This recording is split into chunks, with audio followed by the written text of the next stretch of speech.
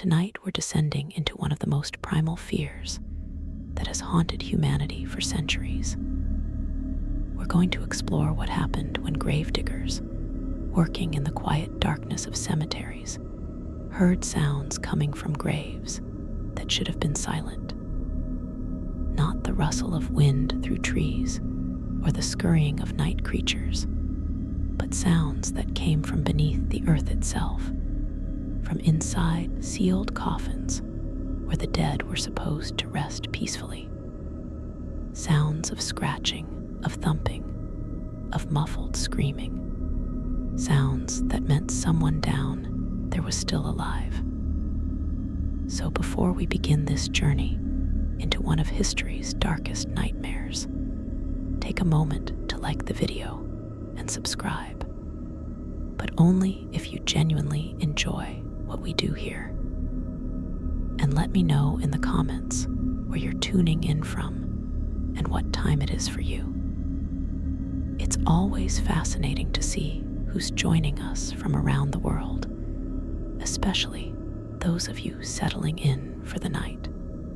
Now dim the lights, maybe turn on a fan for that soft background hum, and let's ease into tonight's journey together. The fear of being buried alive is one of the oldest and most persistent terrors in human history. It appears in ancient texts, medieval chronicles, Victorian literature, and modern horror stories. But this wasn't just superstition or irrational anxiety. Throughout history, people have been buried alive, not rarely or exceptionally, but with disturbing frequency. And gravediggers, the men who worked in cemeteries, who dug graves and filled them and maintained the grounds, were often the ones who discovered the terrible truth. They would hear sounds coming from fresh graves, sounds that made their blood run cold, and that haunted them for the rest of their lives. These weren't ghost stories told around fires to frighten children. These were documented incidents, reported by sober, practical men, whose jobs brought them face to face with one of the most horrifying experiences imaginable. Let's start with why being buried alive was so common.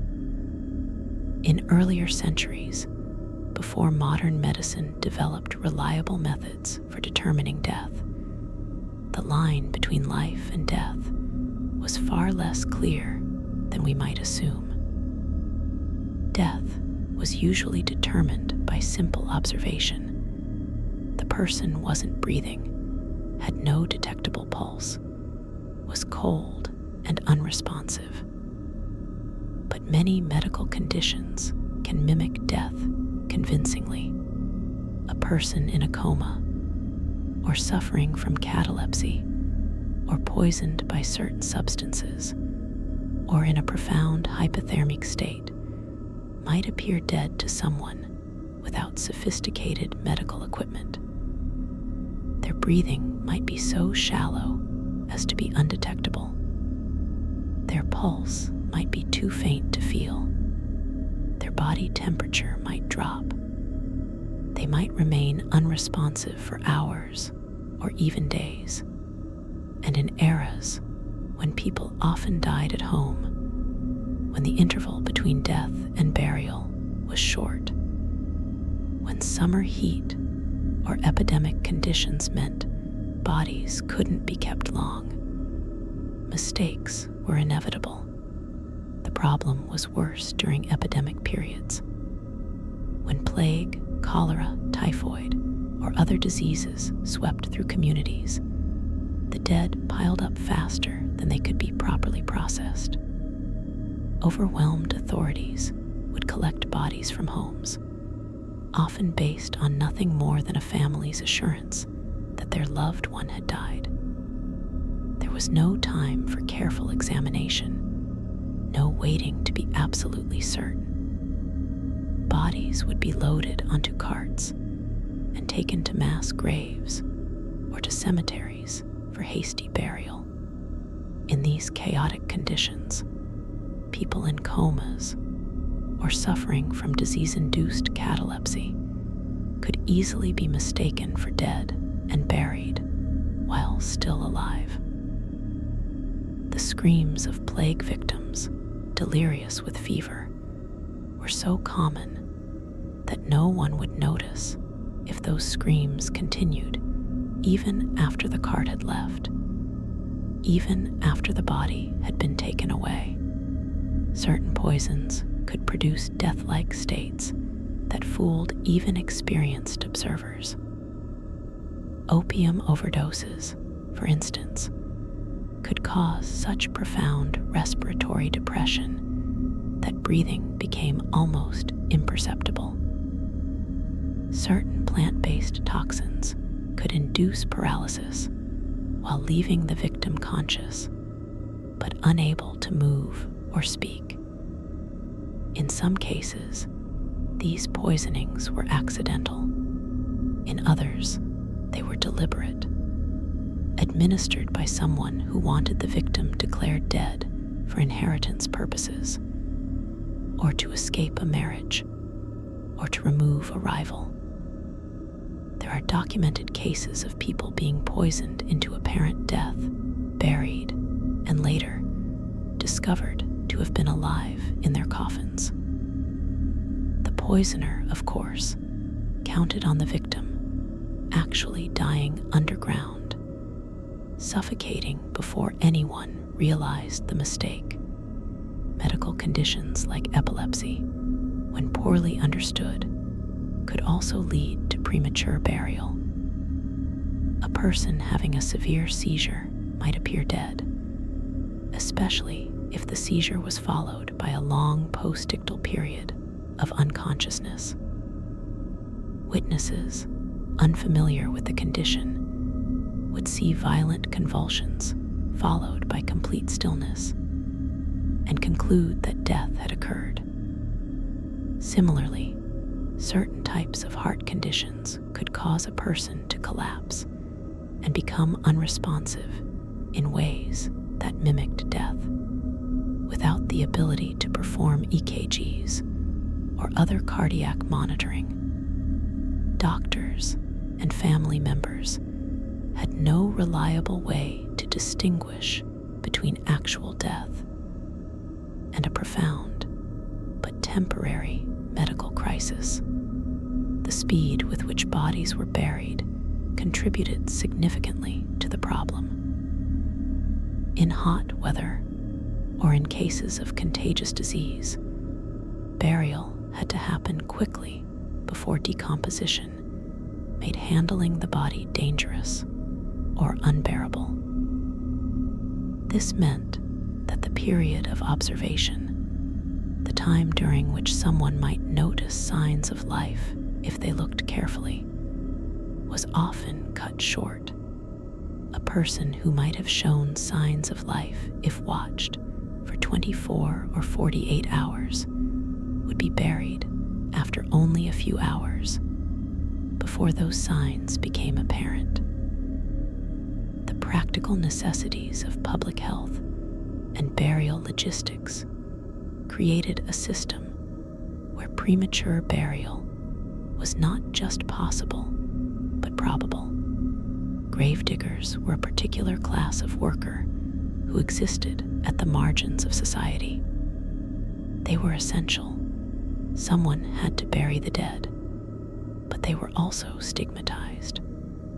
Their work brought them into constant contact with death, with corpses and decay, and this marked them as unclean in many communities.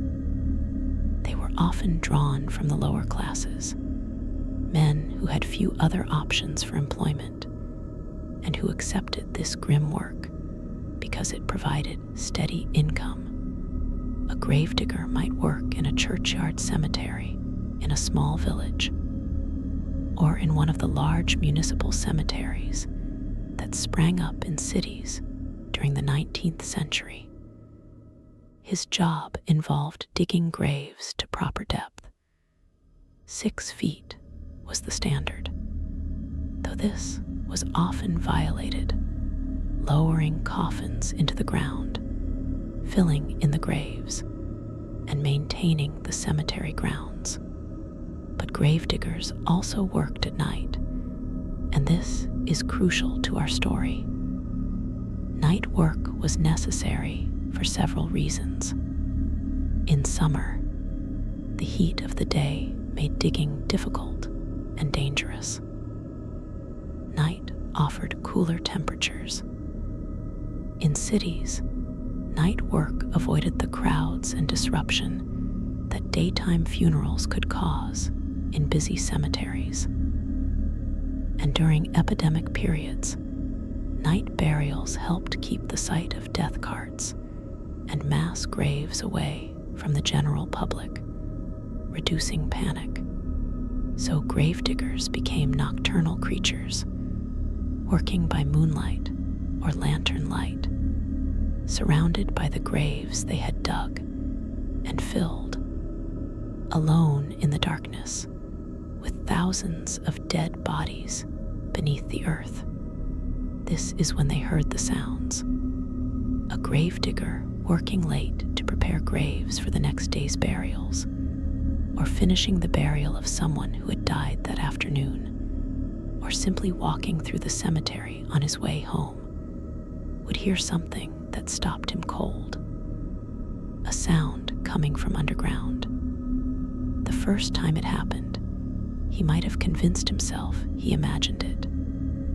The wind, perhaps, or an animal, or his mind playing tricks in the dark. But then he would hear it again. A scratching sound, faint but unmistakable, like fingernails dragging across wood. Or a thumping, rhythmic and desperate, like someone pounding on a door from the inside.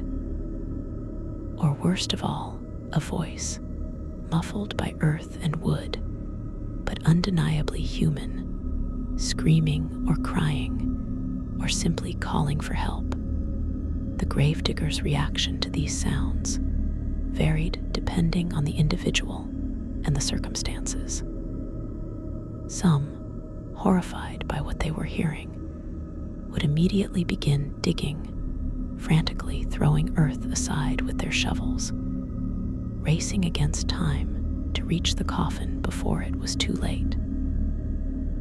These were men with strong nerves and compassionate hearts, who couldn't bear the thought of someone suffocating underground while they stood by and did nothing. They would dig until they hit the coffin, pry open the lid with their shovels or crowbars, and pull out the occupant, who might be dead by then from suffocation, or alive, but in a state of complete terror and trauma, or somewhere in between, still breathing but too weak to survive.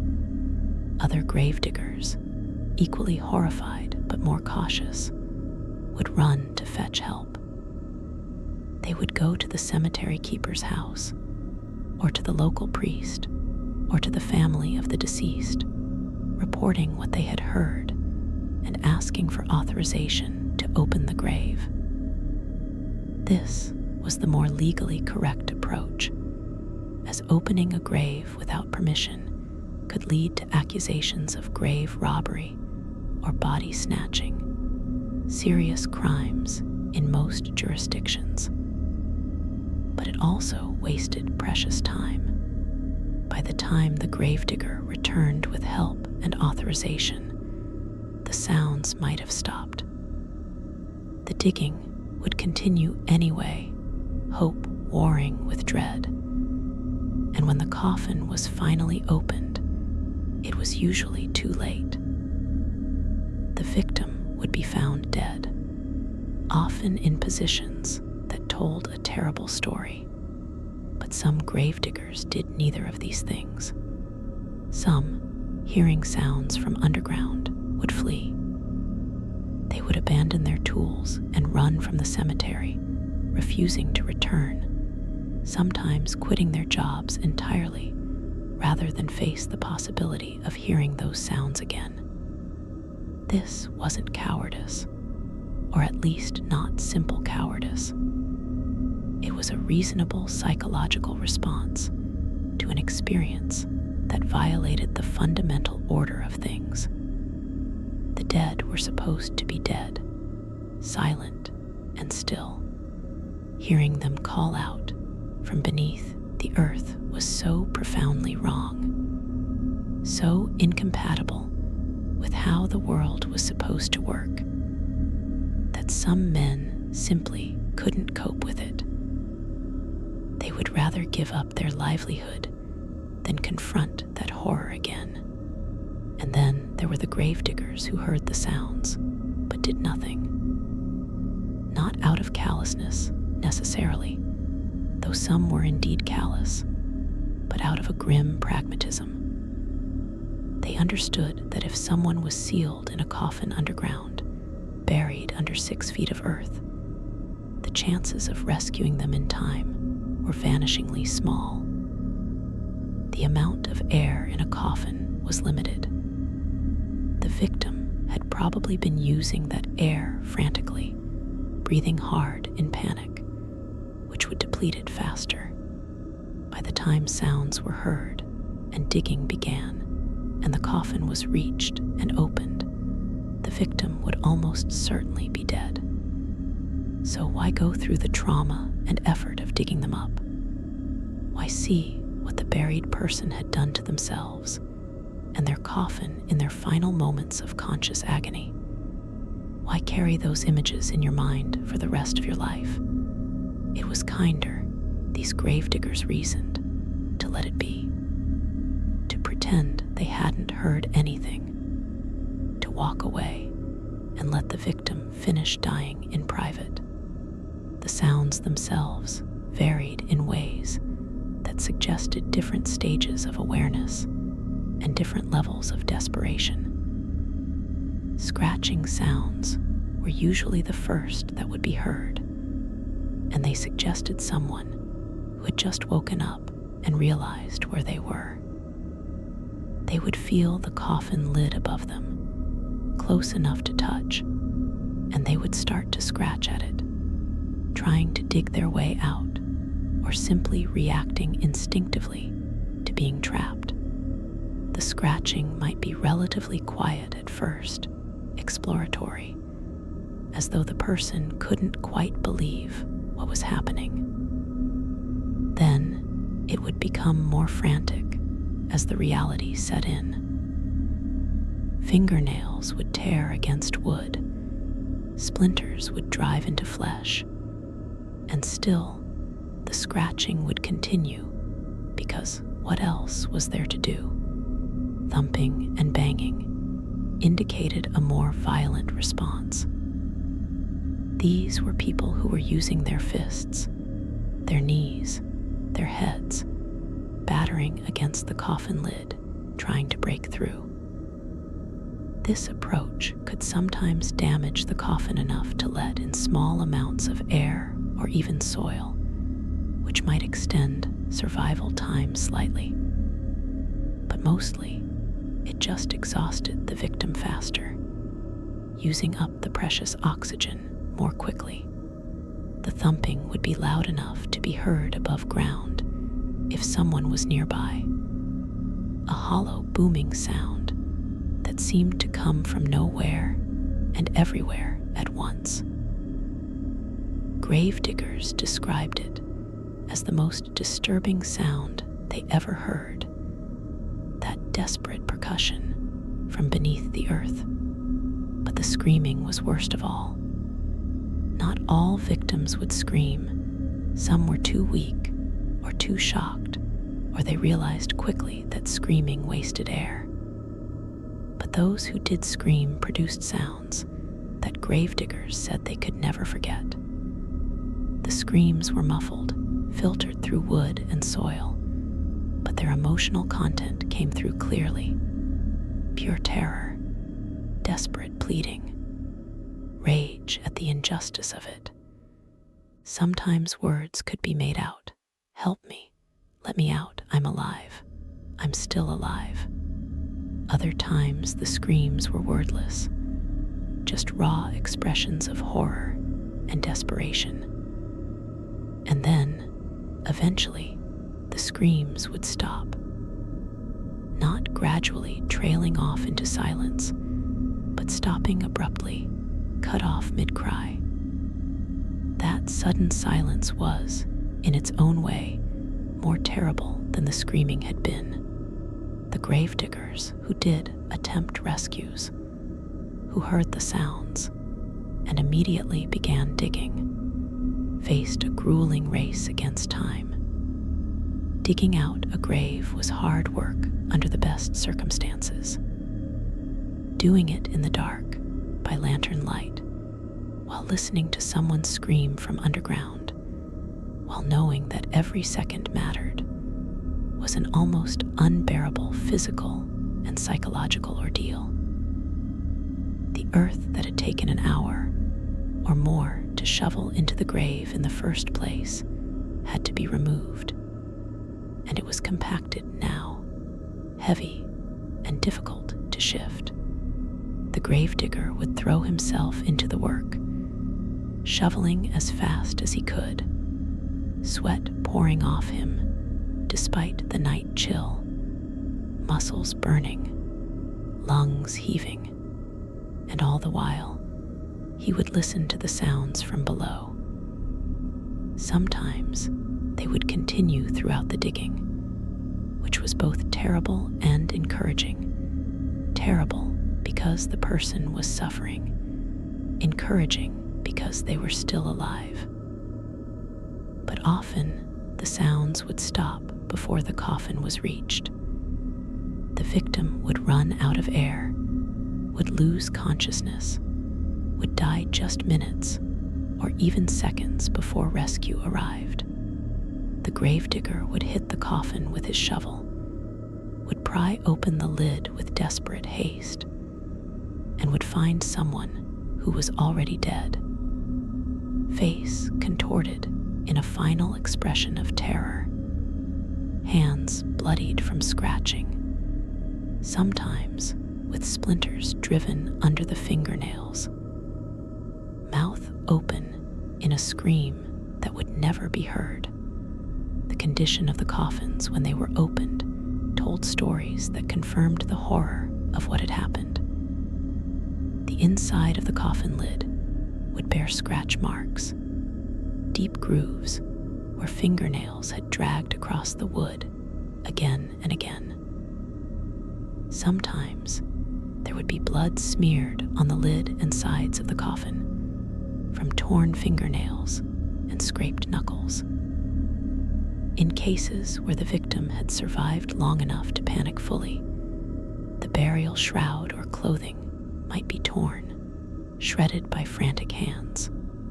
The victim's face might show evidence of screaming, lips drawn back, teeth visible, eyes bulging. And the position of the body was often wrong, contorted in ways that showed struggle, arms raised and bent as though pushing against the lid, legs drawn up, body twisted to the side. The most disturbing cases were those where the victim had survived long enough to take actions that suggested rational thought, even as they were dying.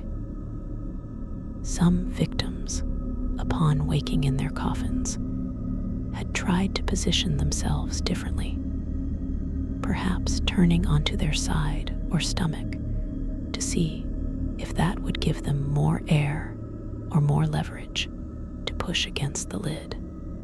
Others had removed articles of clothing and stuffed them into the gaps between the coffin boards, perhaps trying to create air pockets or to filter the soil that was seeping in.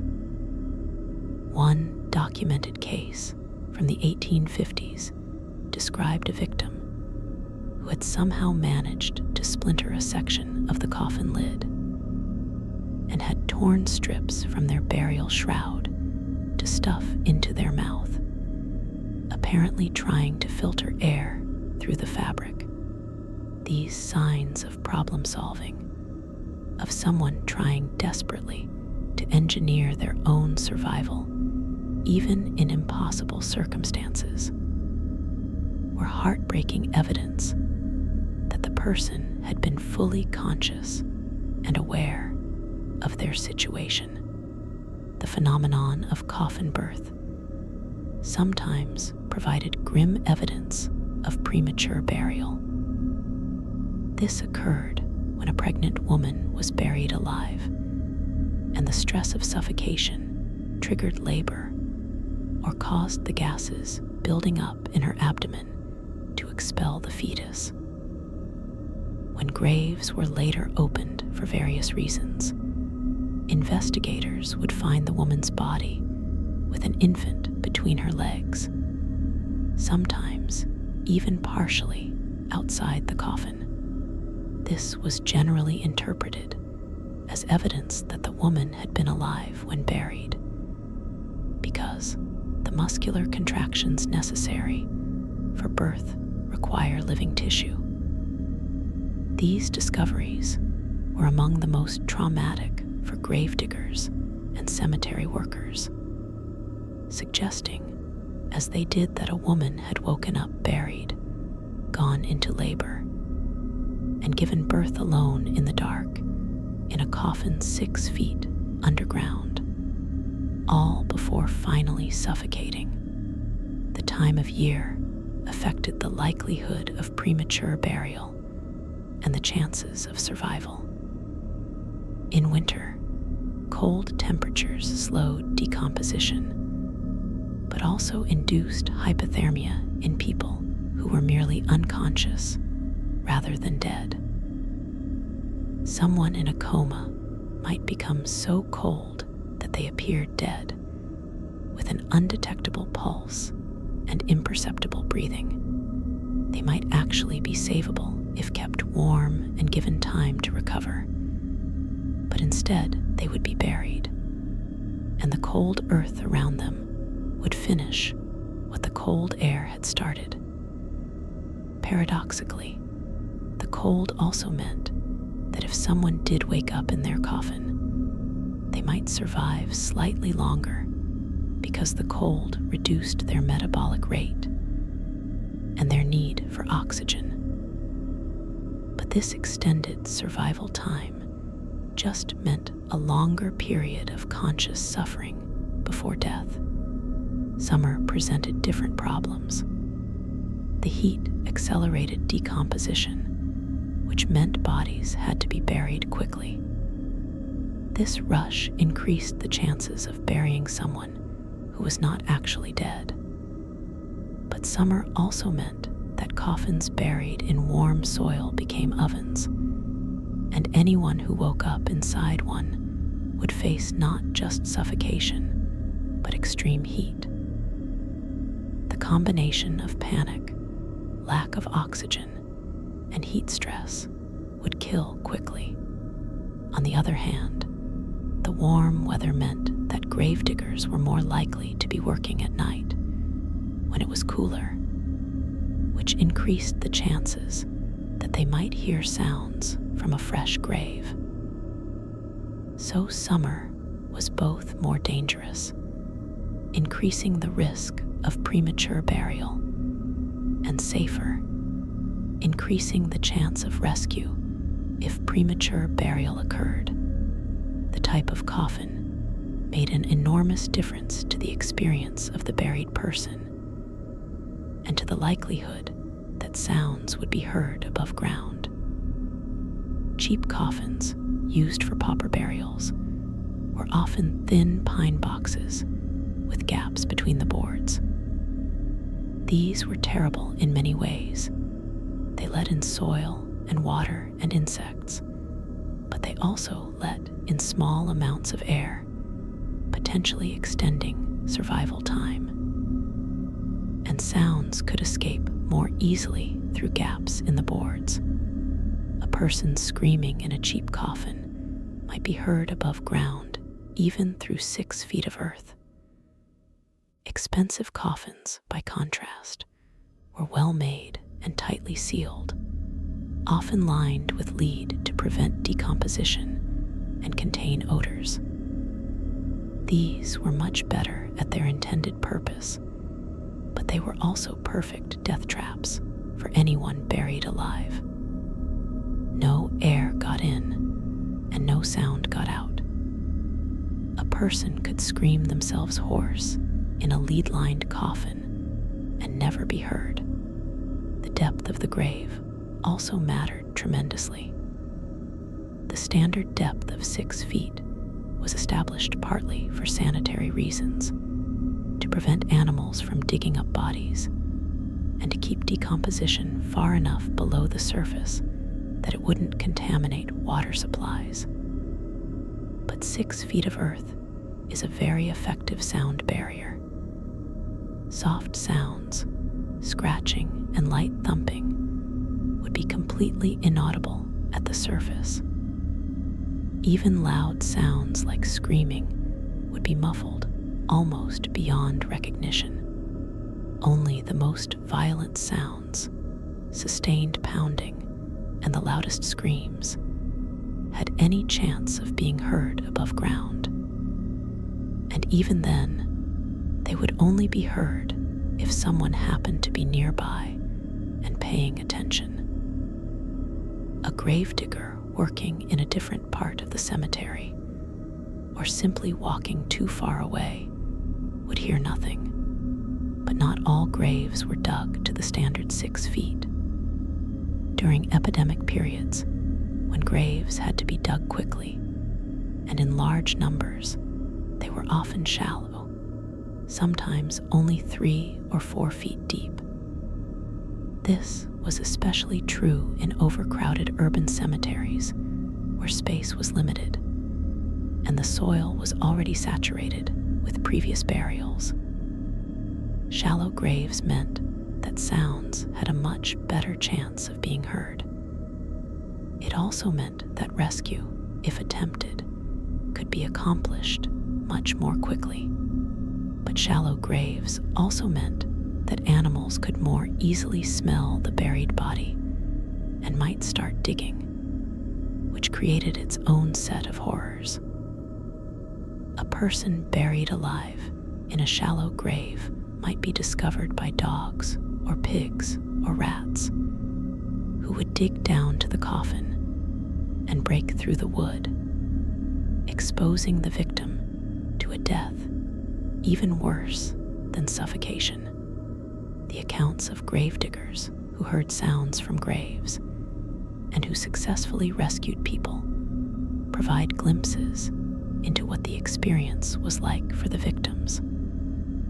Those who were rescued would sometimes be coherent enough to describe what had happened to them. They would tell of waking in darkness, feeling the coffin around them, realizing with mounting horror what had happened. Many described a period of disbelief, of thinking it must be a nightmare, of refusing to accept the reality of their situation. Then would come the panic, the frantic pounding and screaming and scratching. Eventually, as the air ran out, there would be a strange kind of peace, a resignation, or even a dreamlike state as hypoxia set in, and the brain began to shut down. Some reported hallucinations during this phase, seeing lights or loved ones or reliving memories. But many rescued victims were not coherent. They had been traumatized beyond the capacity for rational thought. They would emerge from the coffin screaming and fighting, seeing their rescuers as threats, needing to be physically restrained to keep them from hurting themselves or others. Some would be catatonic, staring blankly, unable to speak or respond to questions. And some would appear to recover initially, seeming grateful and lucid, only to descend into madness hours or days later, as the full psychological impact of what they had experienced set in. Being buried alive, even if you survived, was the kind of trauma that could break a human mind permanently. The physical injuries sustained by burial victims were extensive even when they survived. The fingernails would be torn and bloody from scratching at the coffin. The knuckles and hands would be bruised and cut from pounding. The voice would be hoarse or entirely gone from screaming. The lungs would be damaged from breathing in the limited oxygen and from the panic-induced hyperventilation. Many victims developed pneumonia in the days following their rescue, as their weakened lungs became vulnerable to infection, and the psychological symptoms, the nightmares, the claustrophobia, the terror of sleep, because what if they didn't wake up again? Or worse, what if they woke up buried again? These could last a lifetime. The phenomenon of premature burial was well known enough that it inspired various preventive measures, though not all of them were practical or widely adopted. Some wealthy individuals included provisions in their wills that their bodies should be watched carefully before burial, or that certain tests should be performed to confirm death. One test involved pricking the skin with a pin to see if there was any reaction or bleeding, which would indicate life. Another involved holding a mirror to the mouth and nose to see if it fogged, indicating breath. More extreme tests included cutting the body or even beginning embalming, on the theory that if the person was alive, these procedures would certainly wake them or would reveal circulation of blood that would prove life. The safety coffin was perhaps the most famous preventive measure. These were coffins equipped with various mechanisms designed to allow a buried person to signal for help or to obtain air. The designs varied, but most included a tube running from inside the coffin up to the surface, through which the buried person could breathe and through which their voice could travel. Some coffins included a bell mounted above ground and attached to a string inside the coffin. If the buried person woke up, they could pull the string and ring the bell, alerting anyone nearby that they needed help. This is supposedly the origin of the phrase, "saved by the bell," though that etymology is disputed. Other safety coffins were more elaborate. Some included flags that would pop up above the grave if triggered from inside the coffin. Others had glass windows in the lid so that anyone checking the grave could see inside and verify whether the occupant was moving. A few extremely elaborate designs included escape hatches or ladders that would allow the buried person to climb out on their own. But all of these systems had significant problems. They were expensive, so only the wealthy could afford them. They required regular maintenance, which was rarely provided. The breathing tubes could become clogged with soil or insects. The bell strings could rot or be severed by roots growing through the grave, and the mechanisms could be triggered by natural processes like settling of the soil or gases from decomposition, creating false alarms that made people dismissive of actual emergencies. Despite these problems, safety coffins remained popular throughout the Victorian era and into the early 20th century. They were sold by coffin manufacturers and promoted in advertisements that played on people's fears. The ads often included testimonials or dramatic stories of people who would have died without a safety coffin, but were rescued because of one. How many of these stories were true and how many were marketing inventions is impossible to say. What is certain is that the coffins sold well, which tells us that the fear of premature burial was widespread and deeply felt. People were willing to spend significant amounts of money for the peace of mind that a safety coffin provided, even if its actual effectiveness was questionable. Gravediggers themselves developed practices designed to prevent or respond to premature burial. Some cemeteries instituted policies that graves should be checked regularly for several days after burial, especially if the burial had been rushed, or if there was any doubt about whether death had truly occurred. A gravedigger would walk through the cemetery at night, listening at fresh graves, alert for any sounds that might indicate life. This was unpleasant work, standing in the dark surrounded by graves, straining to hear sounds that you hoped you wouldn't hear, but it was seen as necessary. The gravedigger might carry a long probe, a metal rod that could be driven down into the grave to pierce the coffin.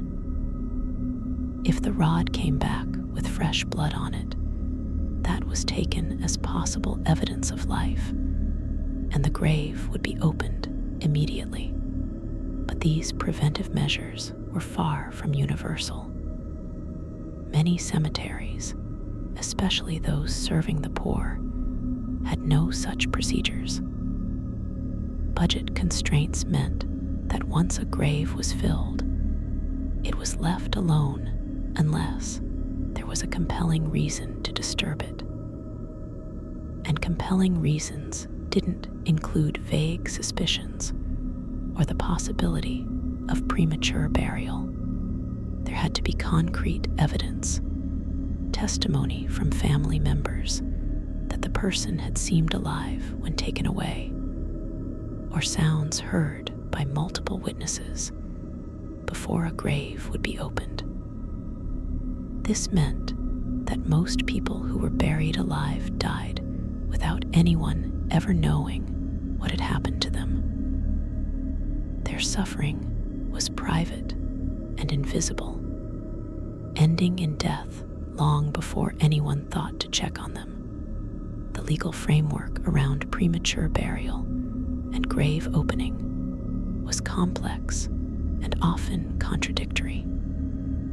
On one hand, there were laws against disturbing graves, designed to prevent grave robbing and to maintain the sanctity of burial. On the other hand, there were moral and medical imperatives to rescue anyone who might still be alive. A gravedigger who heard sounds and immediately opened a grave could be breaking the law, especially if it turned out the sounds had been made by animals or by natural processes like gases escaping from the decomposing body.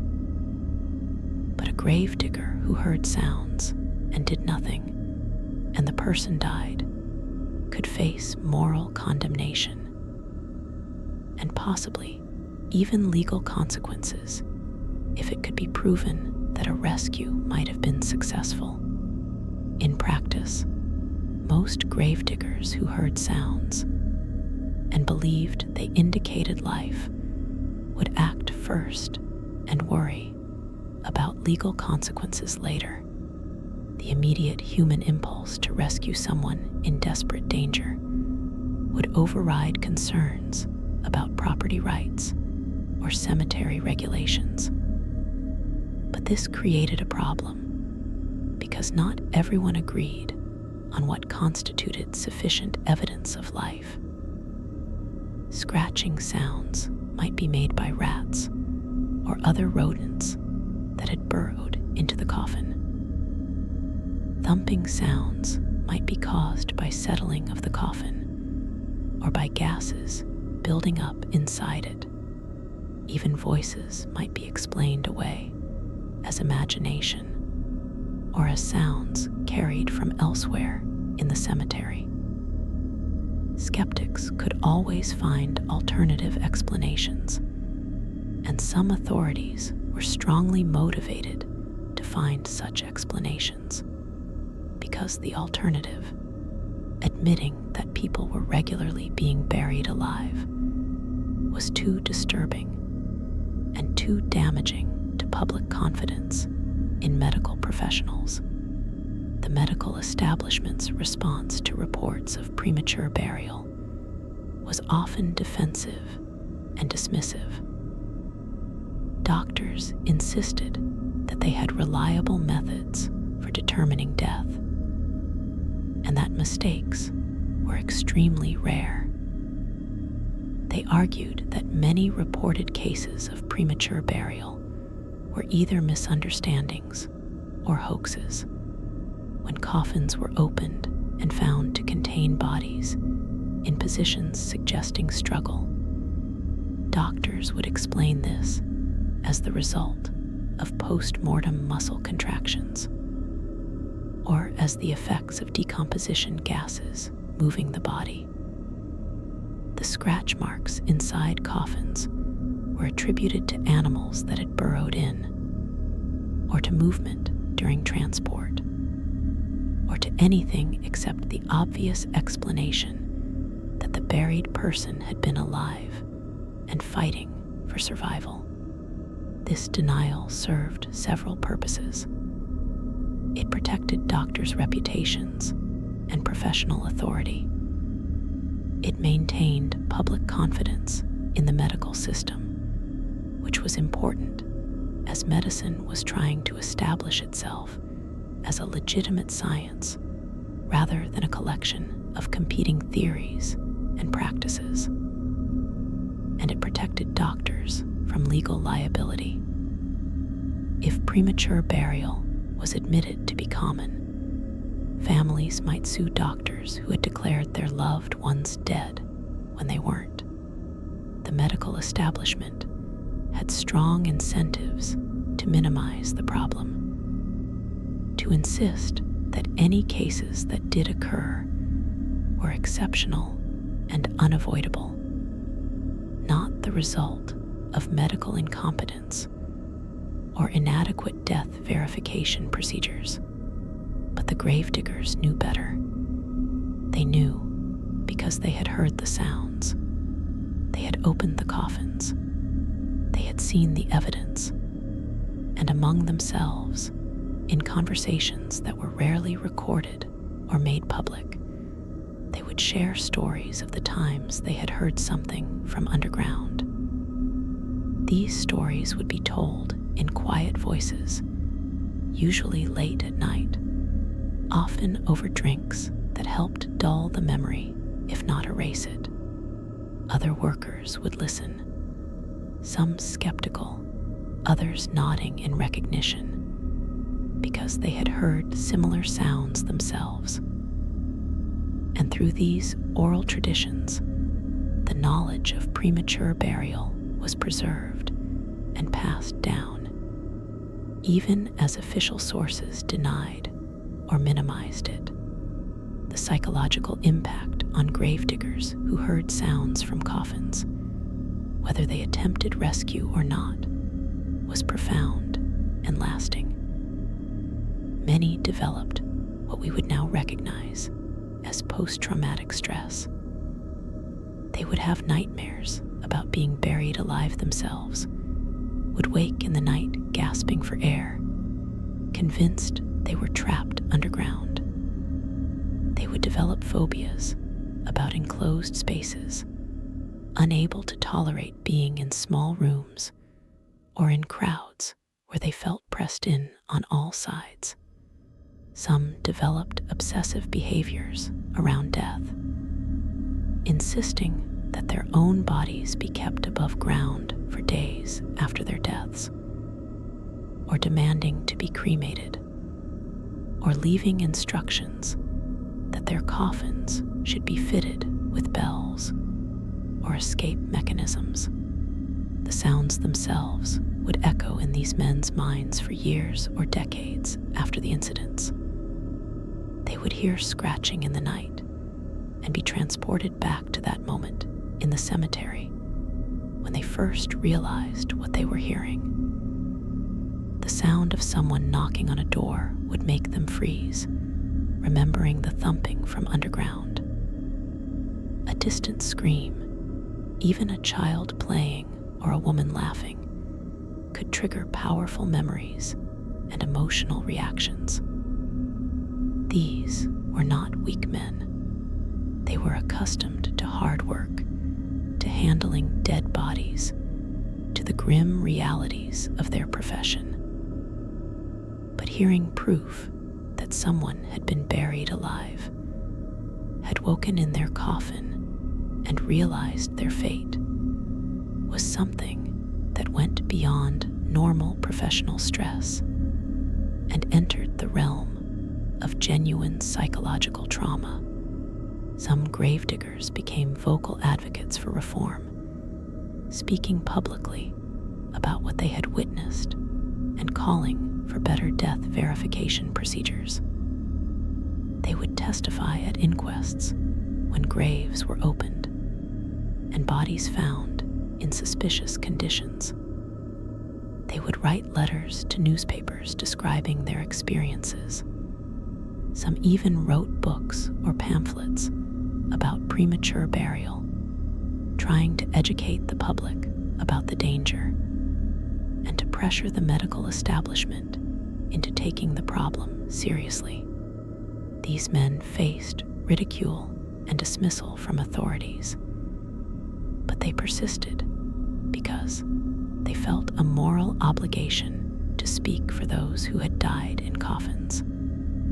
Unable to make their own voices heard, others went in the opposite direction, becoming fatalistic and detached.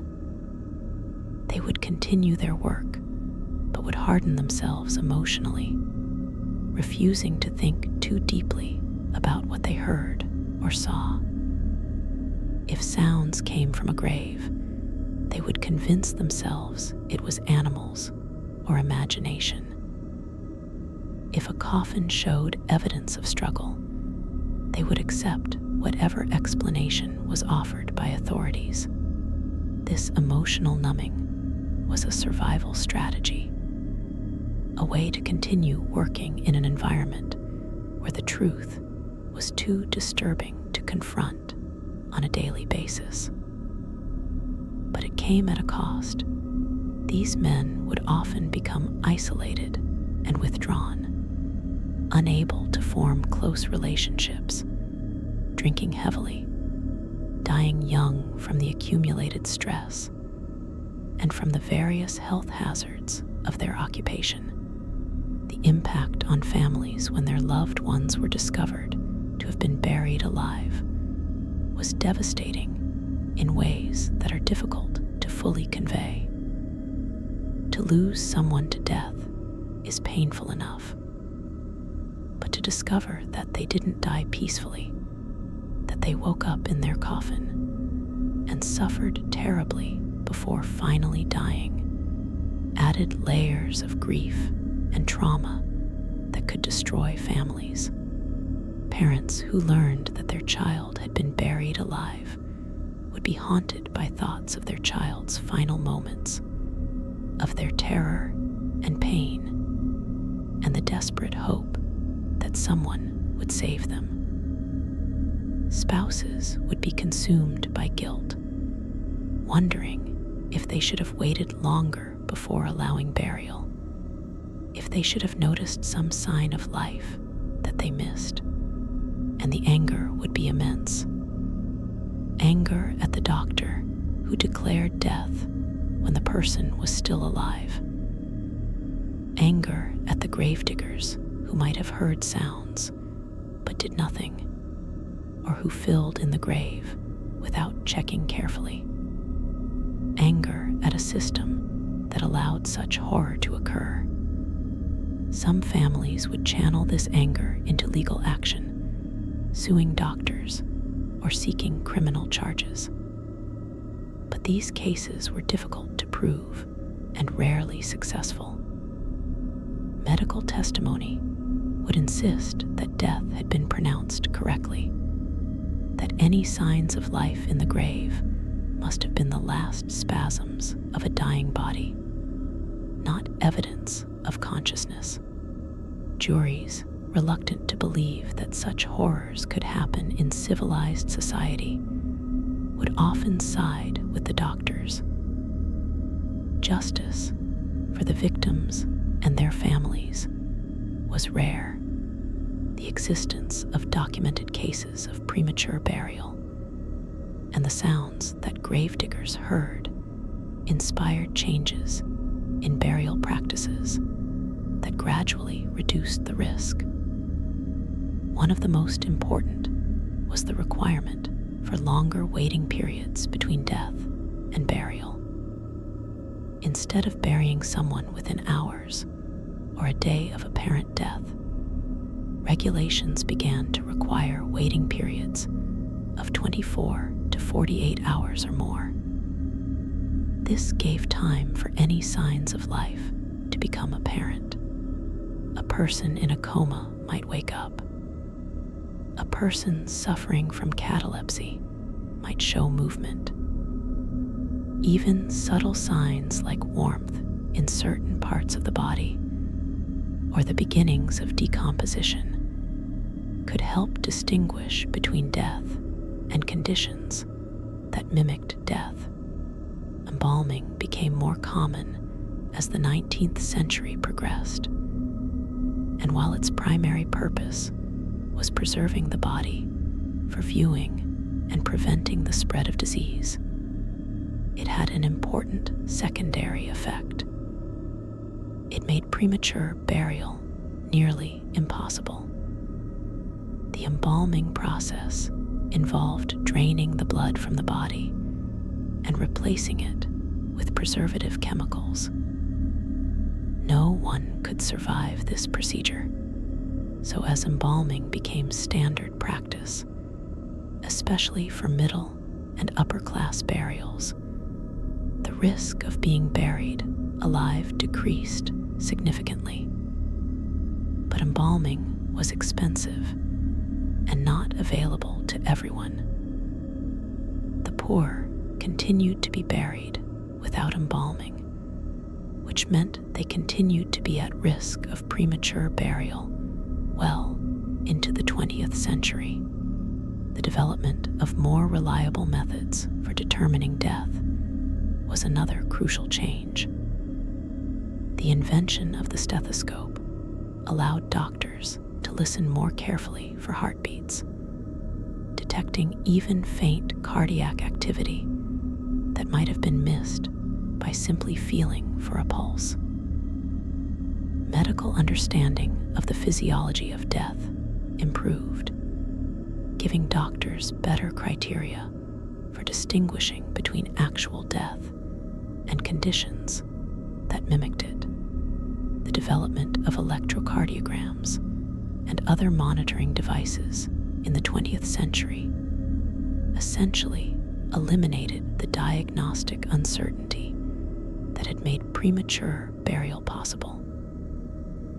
In the modern era, with brain death criteria and advanced monitoring, accidental burial of a living person is virtually impossible in developed countries with access to modern medical technology. But in the 18th and 19th centuries, when gravediggers were most likely to hear sounds from coffins, these advances were still in the future. Doctors had only their basic senses and limited experience to guide them. They might feel for a pulse, listen for breathing, check for warmth, observe the eyes and muscle tone, but all of these signs could be misleading. A skilled doctor might correctly identify most cases of apparent death that were actually comas or other conditions, but mistakes were inevitable. And not all death pronouncements were made by skilled doctors. In rural areas or during epidemic periods, death might be declared by a village elder, a midwife, or simply by family members with no medical training whatsoever. The stories that gravediggers told about the sounds they heard often included specific details that made the accounts more credible and more haunting. They would describe not just hearing sounds, but hearing particular patterns or progressions. The sounds might start relatively quiet, as though the person had just woken and was confused, trying to understand where they were. Then the sounds would intensify as panic set in, becoming louder and more frantic.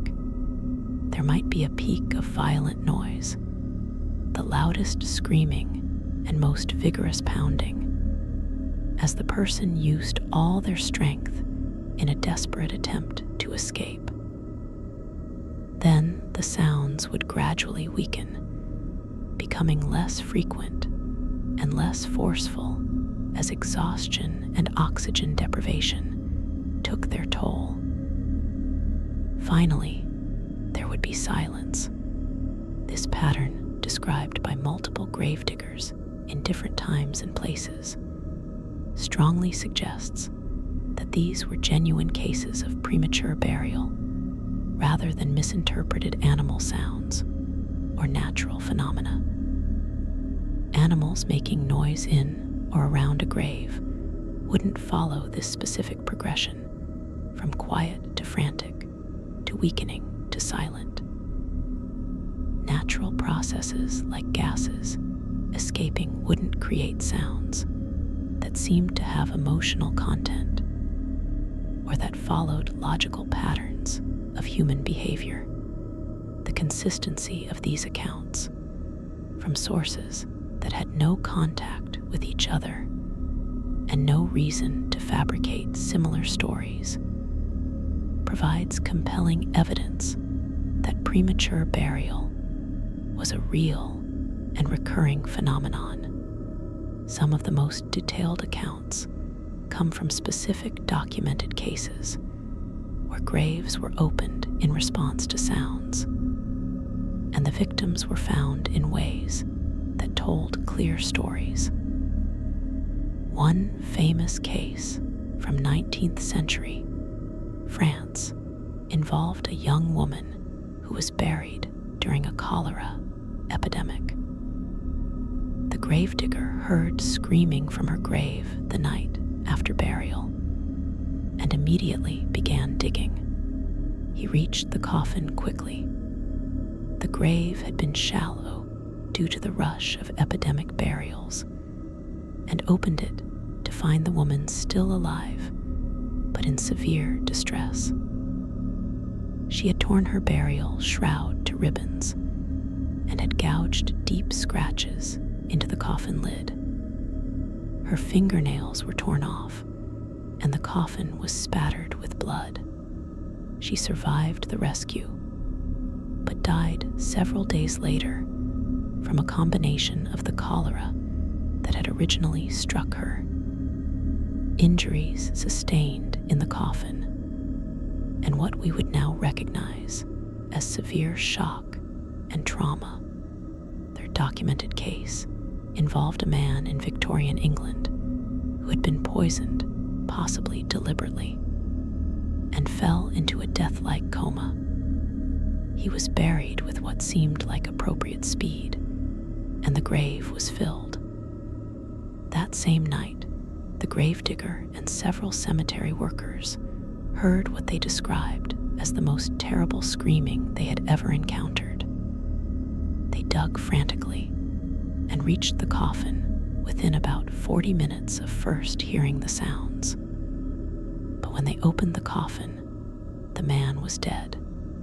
The evidence suggested he had been alive and conscious for some time after burial. He had removed his cravat and shirt and had attempted to stuff them into the gaps in the coffin, possibly trying to create an air filter. His hands were positioned as though he had been trying to push the lid off from underneath. The post-mortem examination revealed that he had died of suffocation, not from the poison, which meant he had awakened from his poison-induced coma while buried and had been fully aware of his situation. The seasonal patterns of premature burial reports provide additional insight into when and why these incidents occurred. Spring and fall, the seasons when temperatures fluctuated widely, seemed to produce more cases. A person might fall into a coma or hypothermic state during a cold snap, appear dead, and then begin to revive as they were buried during warmer weather. Summer, as mentioned earlier, produced cases related to hasty burial to avoid decomposition in the heat. Winter produced cases where extreme cold induced death-like states. These patterns suggest that premature burial wasn't random, but was linked to specific environmental and social factors that created conditions where death could be mistaken, or where the line between life and death became dangerously blurred. The relationship between gravediggers and the communities they served was complicated by their knowledge of premature burial. On one hand, they were essential workers who performed necessary services. On the other hand, they knew terrible secrets that most people didn't want to confront. A gravedigger who talked too openly about hearing sounds from graves might find himself shunned or disbelieved. People didn't want to think that their deceased relatives might have suffered that way. They certainly didn't want to imagine it happening to themselves. So gravediggers often kept quiet in public, sharing their experiences only with other cemetery workers who would understand and believe them. This created a culture of silence around premature burial, where the people who knew the most about it spoke about it the least. The nighttime cemetery, where gravediggers heard these sounds, was itself a place of particular atmosphere and psychology. In the dark, with only moonlight or lantern light to see by, surrounded by graves and monuments, the cemetery became an alien landscape. Shadows moved in ways that suggested presence. Sounds carried strangely, seeming to come from multiple directions at once, or from no direction at all. The gravedigger would be alone, or perhaps with one other worker, in a space populated by thousands of dead bodies. The psychological stress of working in such an environment was considerable, even without the possibility of hearing sounds from underground.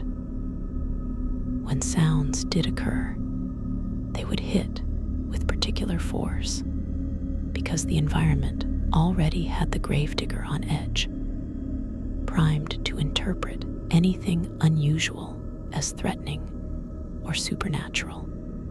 And some gravediggers did interpret the sounds supernaturally, despite the obvious natural explanation. A man who heard screaming from underground might conclude that he was hearing ghosts or demons, rather than accepting that someone had been buried alive. This supernatural interpretation was psychologically protective in some ways. Ghosts were frightening, but they were part of the expected landscape of a cemetery.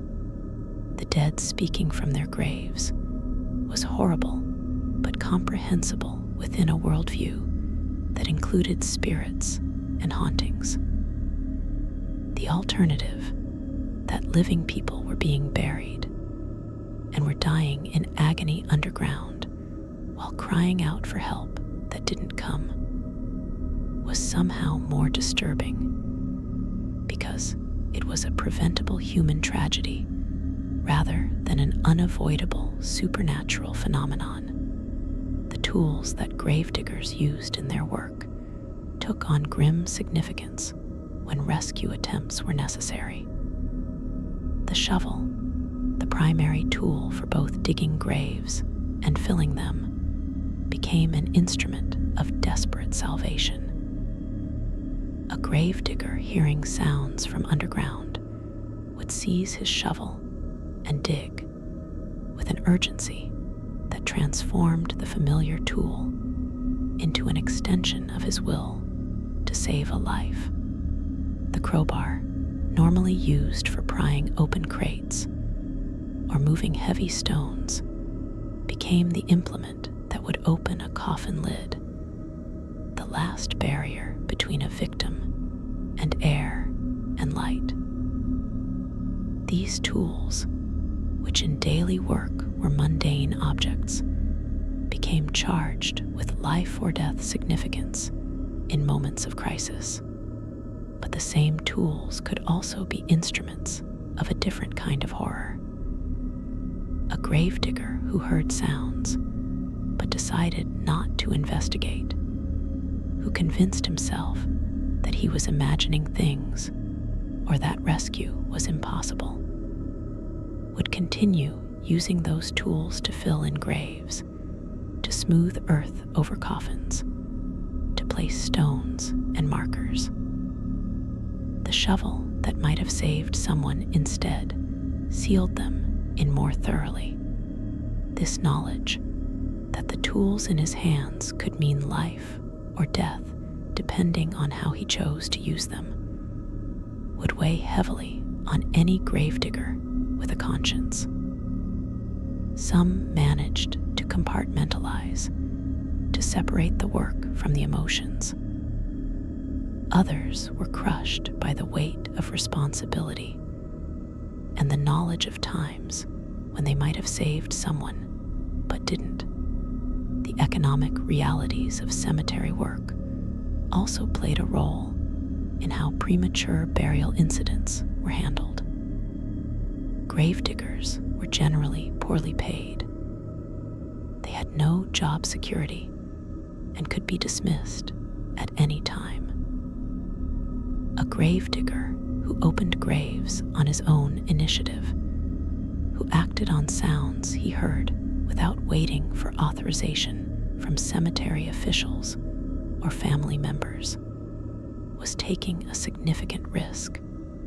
If the grave turned out to contain someone who was definitively dead, if the sounds were explained away as natural phenomena or imagination, the gravedigger could be fired for destroying cemetery property or disturbing the peace of the dead.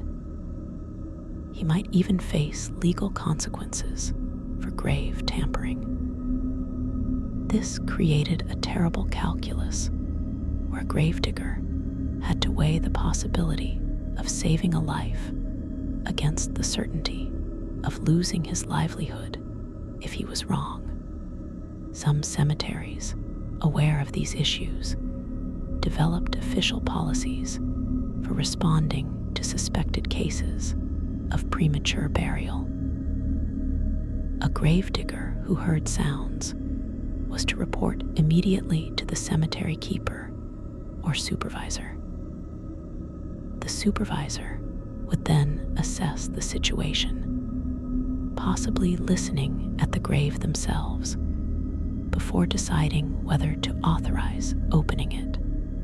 If the decision was made to open the grave, it would be done with proper procedures and witnesses, creating a clear record that this was an official action taken for legitimate reasons.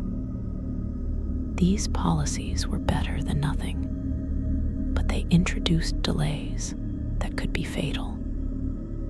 The time it took to fetch the supervisor convinced them that the sounds were real, and assemble witnesses might be time that a buried person didn't have. The invention of photography in the mid-19th century created new forms of evidence for premature burial, though in disturbing ways. When graves were opened and bodies found in suspicious positions, photographs might be taken to document the scene. These photographs, which occasionally survive in medical archives and historical collections, are deeply unsettling to view. They show bodies contorted in ways that suggest struggle, faces frozen in expressions of terror or agony, hands positioned as though they had been pushing or clawing at something. The coffin interiors show damage, scratches, and gouges, and sometimes bloodstains. These images provided undeniable visual proof of what had happened, though authorities often tried to suppress them to avoid public panic. The testimonies of people who were rescued from premature burial, the survivors who could actually describe what the experience was like, provide the most direct evidence of this phenomenon. These accounts, documented in medical journals, newspapers, and personal memoirs, share common elements despite coming from different individuals in different contexts. Almost all describe a moment of waking in darkness, of reaching up and touching the coffin lid just inches from their face, of realizing with mounting horror what had happened. Most describe an initial period of disbelief, a conviction that this must be a nightmare or a mistake that would surely be corrected. Then comes the panic, the screaming and pounding and desperate attempts to escape.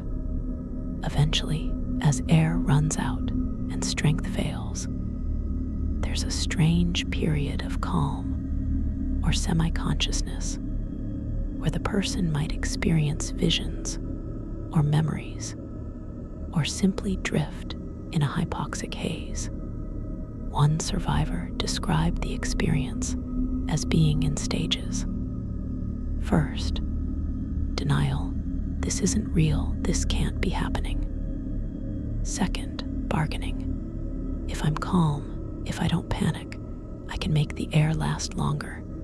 Someone will realize the mistake and dig me up.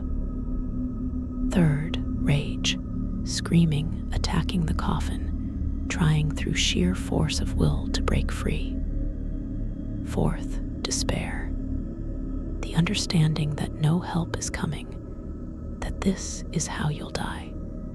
And finally, a strange peace, whether from oxygen deprivation or psychological protection, where the immediate terror fades and is replaced by something almost meditative. The survivor who described these stages had been buried for approximately 3 hours before being rescued by a gravedigger who heard his weakening attempts to signal. He said the most terrifying part wasn't the physical experience, but the progression through these psychological stages, the loss of hope measured in clearly defined emotional shifts, the victims of premature burial who were not rescued, who died in their coffins, and were only discovered later when graves were opened for other reasons, left their own testimonies in the physical evidence they left behind. Medical examiners who studied these cases noted consistent patterns. The burial shroud or clothing would often be torn or displaced, suggesting frantic movement. The victim's hair might be clutched in their own hands, apparently pulled out during extreme distress. The inside of the coffin would show damage that could only have been caused by the occupant. The body position would be wrong, not laid out peacefully, but twisted or curled, or with limbs bent at unnatural angles. And perhaps most telling, there would sometimes be wood splinters embedded in the flesh of the fingers, or bloodstains on the coffin lid, positioned exactly where the victim's hands would have been. Some medical researchers in the 19th century attempted to study premature burial systematically to determine how common it actually was and under what conditions it occurred. One researcher in Germany examined hundreds of graves during cemetery relocations, looking for evidence of premature burial. He found a disturbing number of cases where bodies showed signs of having been alive after burial. The percentage varied depending on the historical period and the population being studied, but in some samples, it was as high as 1 or 2% of all burials. If accurate, this would mean that in a cemetery of 1,000 graves, 10 to 20 might contain victims of premature burial. The researchers' findings were controversial and disputed by other medical authorities, but they were supported by the physical evidence he documented and photographed. The cultural impact of premature burial, and particularly of the accounts from gravediggers about sounds they heard, was significant. The fear of being buried alive became a major theme in 19th century literature, appearing in stories by Edgar Allan Poe, Wilkie Collins, and many other writers. Poe's story, The Premature Burial, captures the obsessive quality of this fear, describing a narrator so terrified of being buried alive that he takes elaborate precautions and can barely function. While this is fiction, it reflects genuine anxieties that many people felt. The popularity of these stories both fed on and reinforced the public's awareness of premature burial as a real danger. People read these tales and then lay awake at night wondering if it could happen to them, imagining what it would feel like to wake in a coffin with earth pressing down above. Gothic horror in general drew heavily on the imagery and fear of premature burial. The idea of being trapped underground, unable to escape, unable to make oneself heard, slowly suffocating in darkness, hit on multiple primal fears at once. Fear of enclosed spaces, fear of suffocation, fear of being helpless, fear of death itself. When these fears were combined with the knowledge that this actually happened, that it wasn't just imaginary horror, but a documented phenomenon that real people experienced, it created a powerful cultural anxiety. Victorian society, despite its veneer of rationality and progress, was deeply troubled by the thought that modern medicine couldn't reliably distinguish the dead from the merely deeply unconscious. The legal cases that arose from premature burial incidents created precedents that affected burial law in many jurisdictions. When families sued doctors for wrongful burial, or when gravediggers faced charges for opening graves without authorization, courts had to grapple with difficult questions. What constituted adequate verification of death? What responsibility did doctors have to ensure that the people they declared dead were actually dead? What authority did cemetery workers have to act on their own judgment when they believed someone was buried alive? The legal answers varied, but generally, they moved in the direction of more caution, longer waiting periods, more thorough examinations, and clearer authorization for emergency exhumations when there was evidence of life. The emotional and psychological complexity of the gravedigger's position deserves more exploration.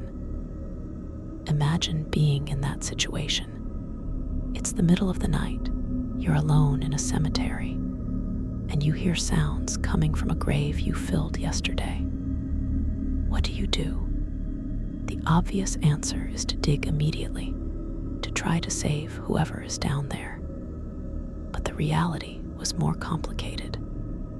You might not be certain what you're hearing. It might be an animal, or the wind, or your imagination. If you open the grave and you're wrong, you could lose your job. Even if you're right, even if there is someone alive down there, they might be dead by the time you reach them. And then you've opened a grave for nothing. You're exhausted from a long day's work. You don't have good tools for night digging.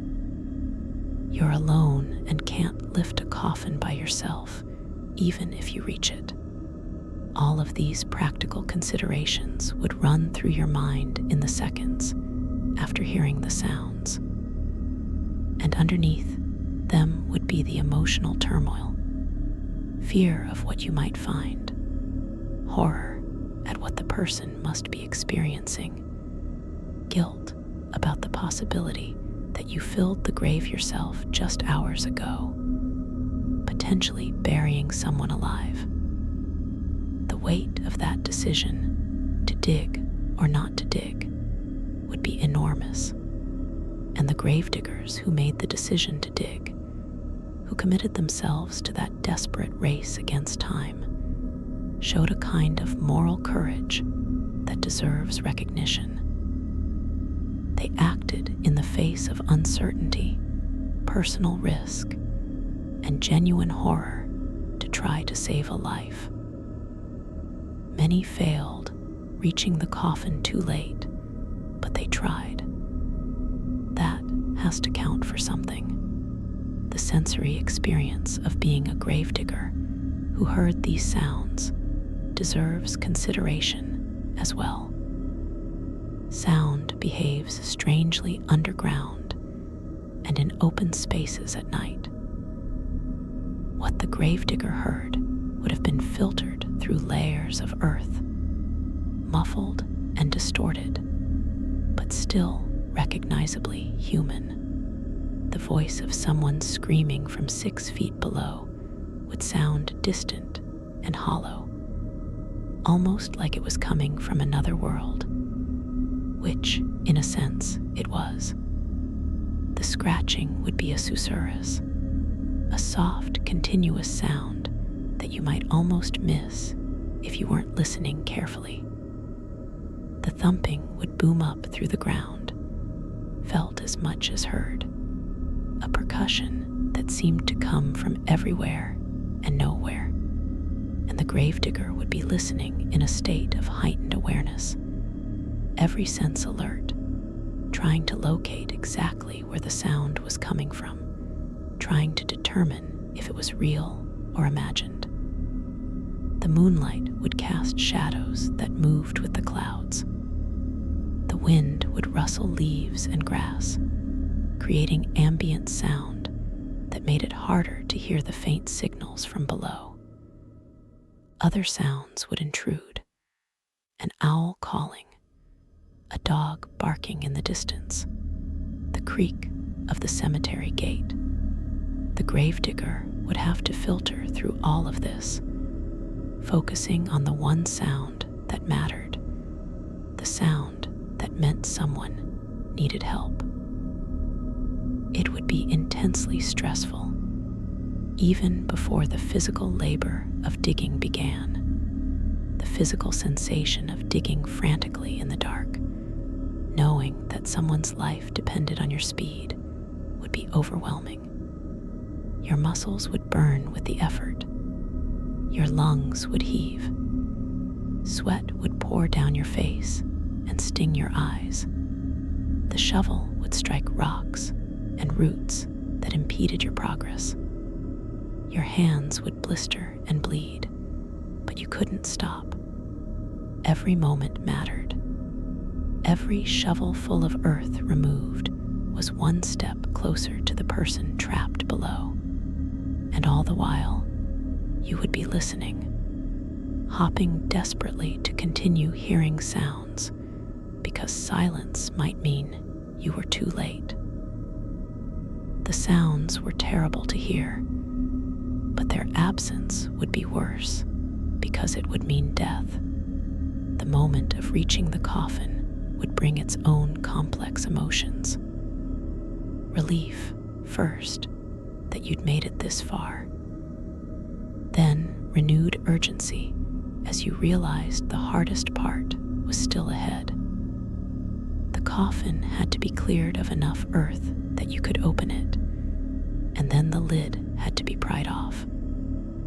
Coffin lids were nailed down, sometimes with many nails, and they didn't come off easily.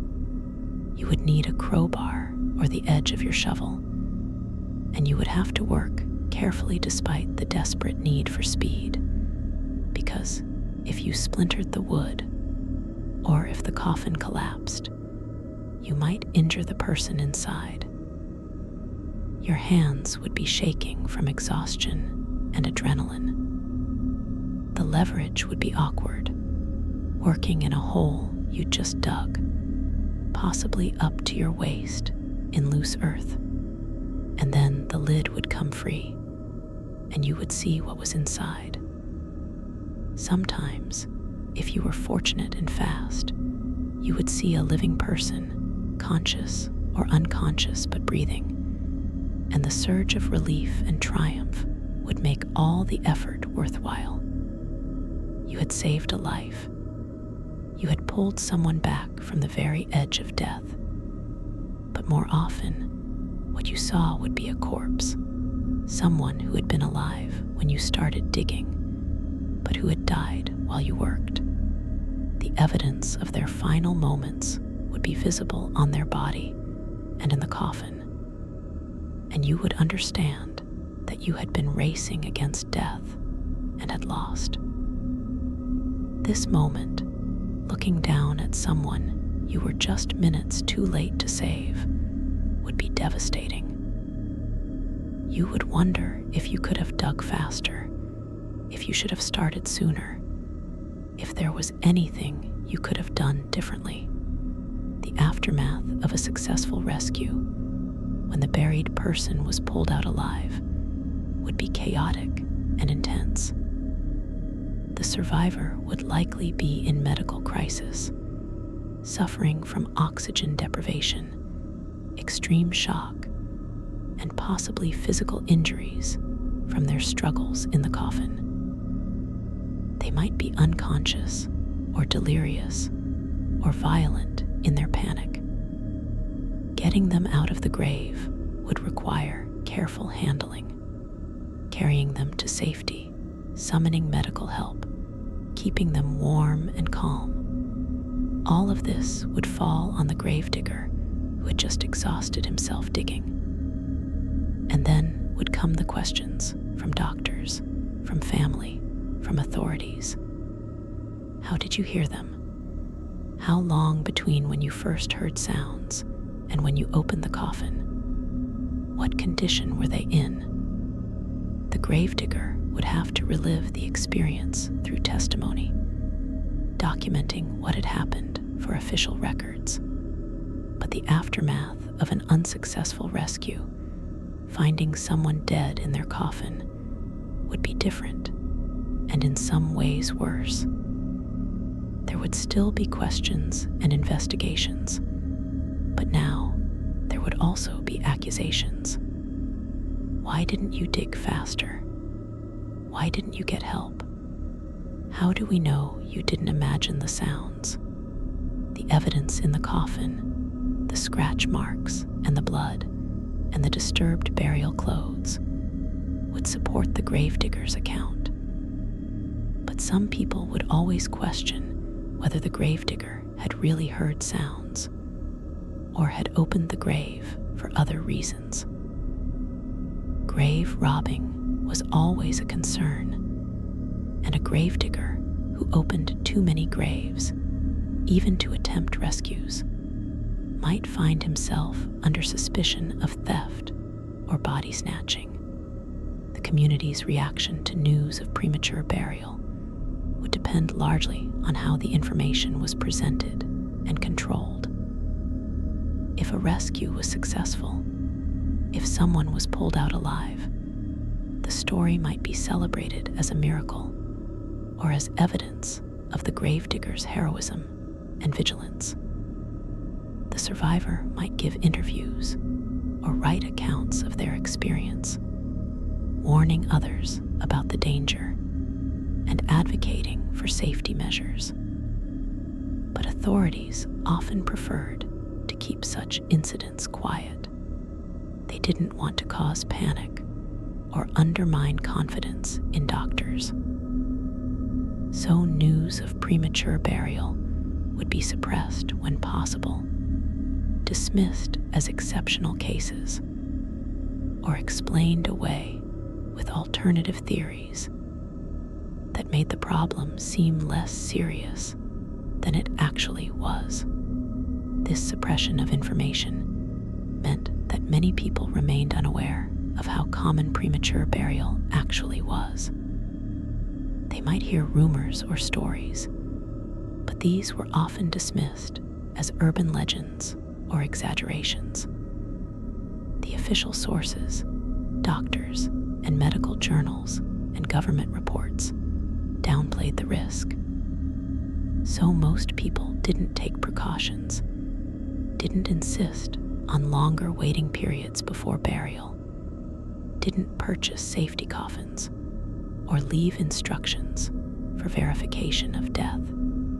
They simply trusted that the system worked, that doctors knew what they were doing, that if they appeared to die, they would actually be dead.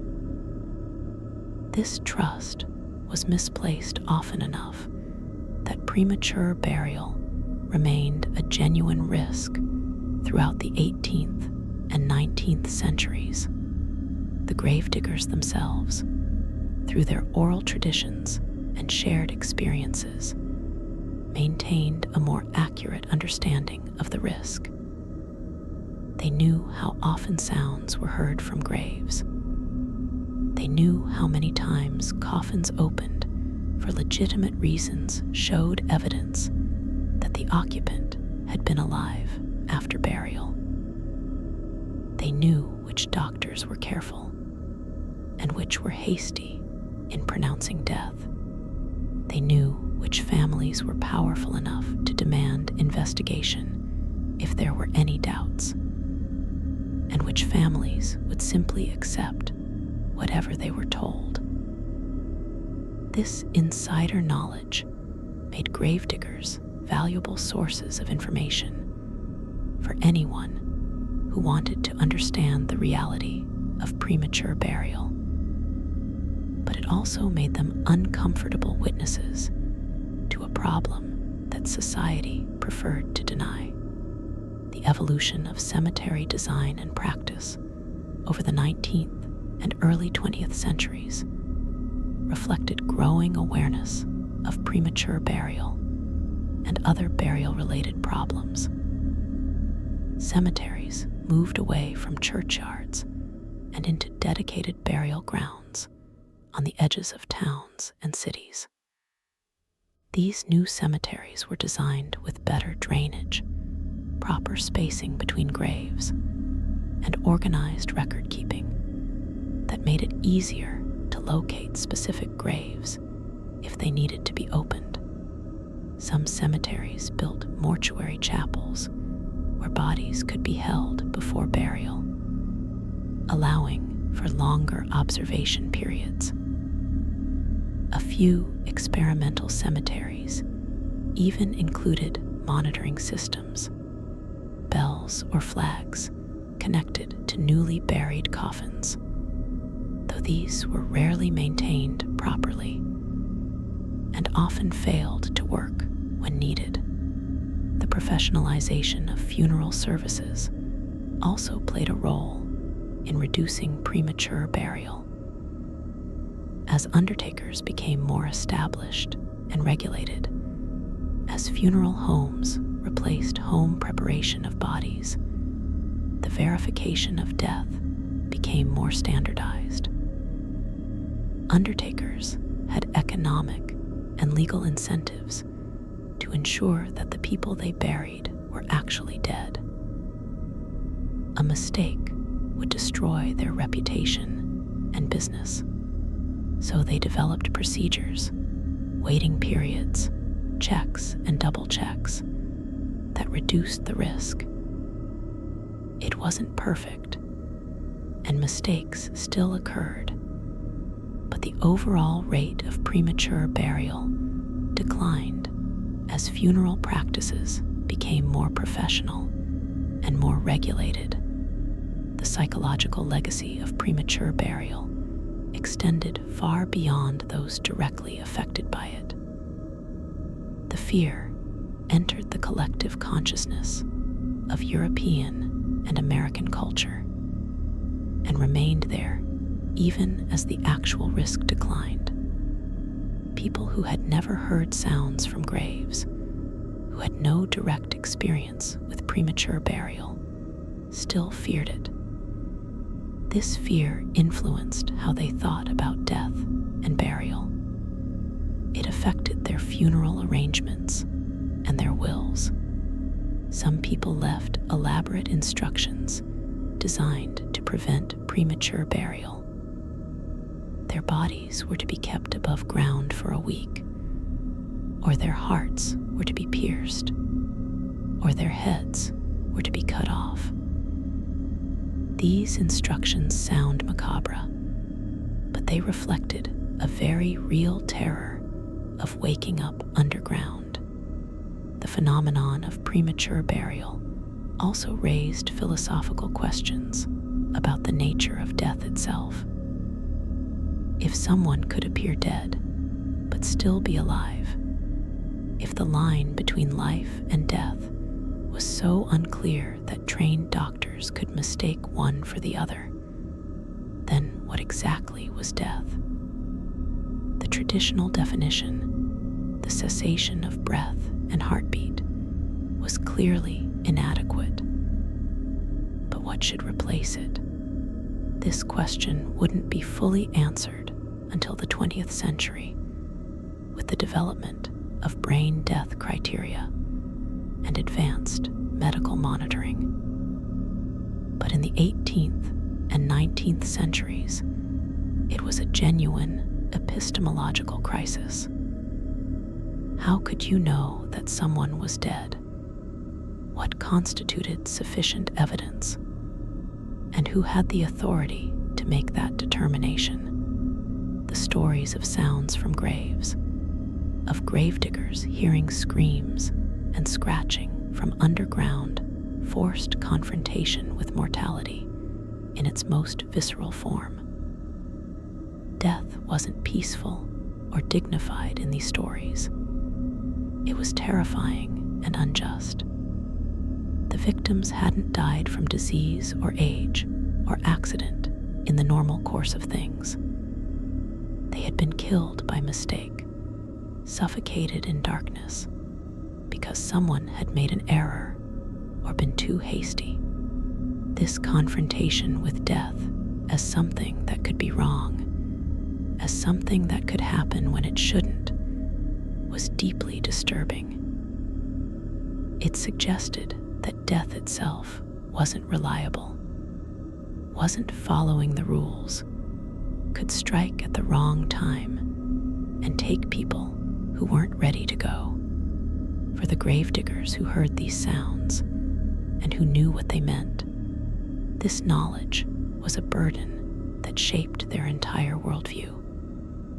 They couldn't think about death the way other people did. They couldn't comfort themselves with thoughts of peaceful eternal rest or of souls going to heaven. They had heard what actually happened sometimes when people were buried. They knew that the grave wasn't always a place of peace. That knowledge would color everything else they experienced. When they attended funerals, they would wonder if the person in the coffin was really dead. When they visited graves, they would listen, straining to hear any sounds that might indicate a problem. When they thought about their own deaths, they would be haunted by the possibility of waking up buried, of becoming one of the screaming victims they had heard but couldn't save. Some gravediggers dealt with this burden by becoming advocates for change, by speaking publicly about what they knew and pushing for reforms.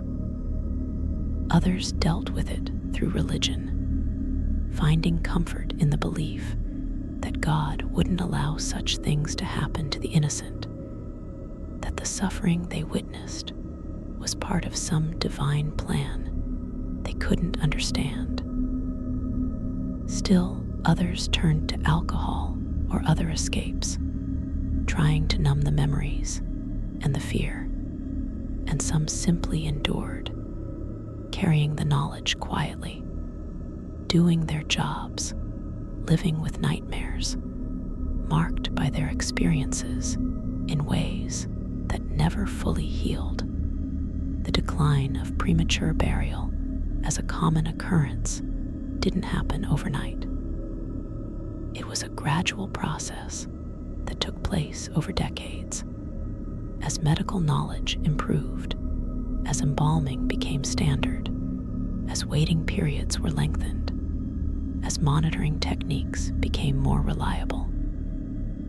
Even in the early 20th century, there were still occasional cases, still reports of sounds from graves, still rescues and discoveries of evidence. But these became increasingly rare. By the mid-20th century, in developed countries with access to modern medicine, premature burial had essentially become impossible. The fear remained in the cultural consciousness, preserved in stories and films and nightmares. But the actual phenomenon had been eliminated through better science and practice. Yet the question remains: how many people were buried alive throughout history? How many woke in their coffins, screamed and scratched and pounded, and died without anyone hearing them? We know about the cases where gravediggers heard sounds, where rescues were attempted, where evidence was discovered. But for every case that was documented, how many went unnoticed? How many graves were too deep for sounds to be heard? How many victims were buried when no one was nearby? How many gravediggers heard sounds, but convinced themselves they were imagining things, or decided that rescue was impossible, or were simply too afraid to investigate? The true number will never be known, but it was certainly far higher than the documented cases suggest. One estimate from a 19th century medical researcher suggested that perhaps 2% of all burials were premature, meaning the person was alive at the time of burial, even if they died shortly after. In a major city cemetery with thousands of burials per year, that would mean dozens of people buried alive annually. Across Europe and America, over the centuries when premature burial was common, the total number could easily be in the millions. Millions of people who woke in darkness, who realized what had happened to them, who spent their final minutes or hours in unimaginable terror and agony. The scope of this tragedy is almost impossible to comprehend. Each case was an individual horror story, a personal nightmare. But collectively, it represents one of the darkest aspects of pre-modern death practices. The gravediggers who heard sounds from coffins were witnesses to this tragedy. They stood at the boundary between life and death, literally and figuratively, and they heard the voices of those who had fallen on the wrong side of that boundary too soon. Some of them tried to help, digging frantically in desperate rescue attempts. Some stood frozen, unable to process what they were hearing. Some ran away, fleeing from a horror they couldn't face. And some did nothing, deciding either that rescue was impossible, or that it wasn't their responsibility, or that the sounds were just their imagination. We can't judge these men too harshly. They were placed in impossible situations, facing decisions that no one should have to make, dealing with experiences that would traumatize anyone. What we can do is remember what they heard. Remember that premature burial was real, that it happened to thousands or millions of people, that it caused immense suffering. Remember that behind every ghost story about sounds from graves, there might be a kernel of truth, a real incident that was later embellished and transformed into folklore. Remember that the horror of waking in a coffin was not just imaginary fear, but actual experience for far too many people. This remembrance serves several purposes. It honors the victims whose suffering was often hidden or denied. It acknowledges the experiences of the gravediggers who witnessed and tried to respond to this horror.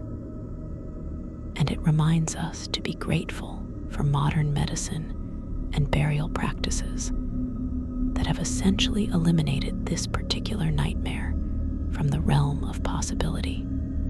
The sounds that gravediggers heard, those screams and scratches, and desperate thumping from underground, echo through history.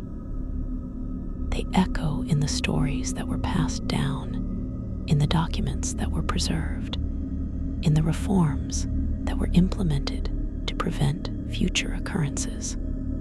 They echo in our continuing cultural anxiety about premature burial, visible in movies and books, and in the half-joking requests people sometimes make that their bodies be cremated, or that their coffins be equipped with phones, or that they be kept above ground for extended periods. The fear hasn't entirely died, even though the actual risk has been eliminated in the modern world. That persistent fear is perhaps the longest-lasting legacy of all those people who woke in their coffins and called for help that didn't come in time. The gravediggers themselves are mostly forgotten now. The names of individual workers who attempted rescues, who saved lives or tried to save them, are lost to history in most cases. We have their testimonies recorded in medical journals and newspaper accounts and coroner's reports, but usually without names attached, or with only first names or surnames, with no other identifying information. These men who did difficult and stigmatized work, who faced horrors that most people never had to confront, deserve to be remembered. They were ordinary workers, not heroes or saints, just men trying to do their jobs and trying to do the right thing when confronted with extraordinary situations. But their ordinariness is part of what makes their stories compelling. They remind us that moral courage and human compassion can exist in the most unlikely places, in the darkest circumstances.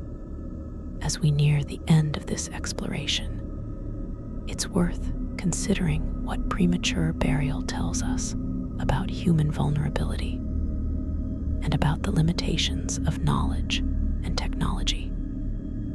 For most of history, humans didn't have reliable ways to determine whether someone was truly dead. This seems almost incomprehensible now, in an age of advanced medical monitoring, but it was simply a fact of life. Best medical minds of their eras couldn't always distinguish between death and conditions that mimicked death. This limitation had terrible consequences, including premature burial, but it also reveals something about the nature of progress.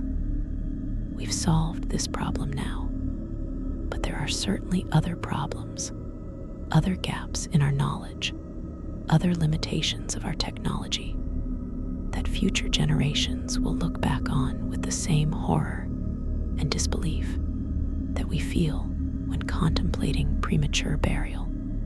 The experience of the gravediggers, hearing sounds from coffins, and having to decide whether and how to respond, also tells us something about moral responsibility and about the weight of knowledge. These men knew something that most people didn't know or didn't want to acknowledge. They knew that the dead weren't always dead, that the grave wasn't always the end, that mistakes happened, and that some of those mistakes were correctable if someone acted quickly enough. This knowledge placed a burden on them. When they heard sounds from underground, they had to make a choice. They couldn't pretend they hadn't heard. They couldn't claim ignorance. They had to either act or consciously choose not to act, and either choice came with consequences that they would have to live with.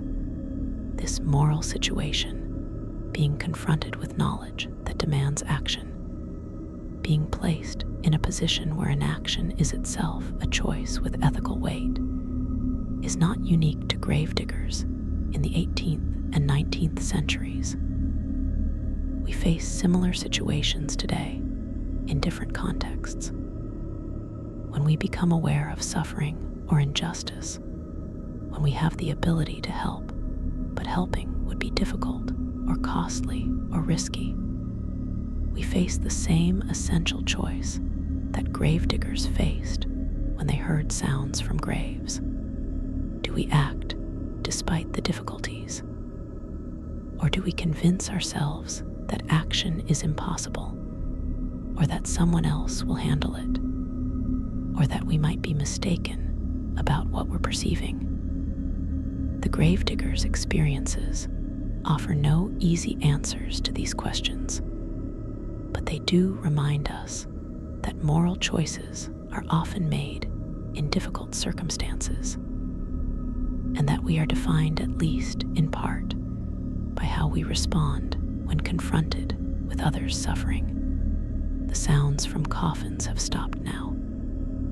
Modern death certification, embalming practices, and medical monitoring mean that premature burial is essentially impossible in the developed world.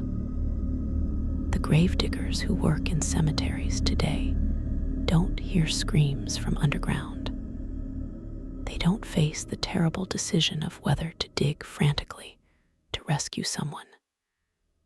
The particular horror that their predecessors faced has been eliminated, consigned to history and to horror stories.